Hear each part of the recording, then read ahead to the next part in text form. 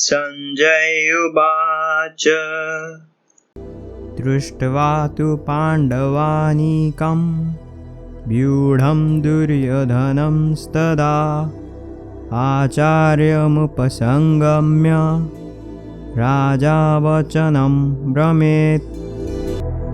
संजय आखि देखा दृश्य देखि उत्तर देउछन्ति, हे राजन, दुर्योधन पांडुमानंक सेनार व्यूह रचना को देखि गुरु द्रोणाचार्यंकु एही कथा कहिले।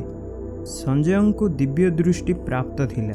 से युद्ध क्षेत्र रे दूर रे रही मध्य युद्ध को देखि पारुथिले। से जहा देखुथिले ताहा ही कहूथिले, निज तरफरु किछि कहु नथिले, केवल जहा देखुथिले ताहा ही कहूथिले।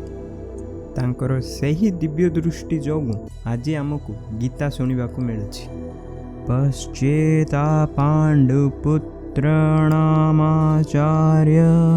महतिं चुमं व्यूढां ध्रुपदपुत्रेण तव शिष्येण धीमता।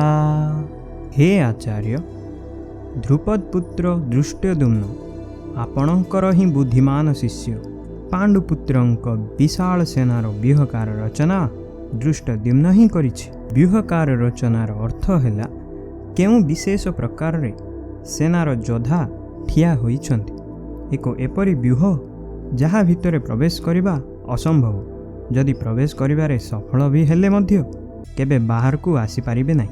जेतेबेले आमे शत्रु किंबा समस्या को देखु सेतेबेले आमे विचलित होई पडु। आम मनरे डरर जागृत होइथाए। मनरे सबुबेले एही डर रही थाए जे एपरि जटिल समस्या और परिस्थिति आमे बाहर को बाहरी पारिबा कि नाही बोली। ठीक एही विचार दुर्योधनर मन को विचलित करुछि। भिडियोटी को लाइक करंतु, शेयर करंतु एवं आम दिव्य संस्कृति चैनल को सब्सक्राइब करंतु।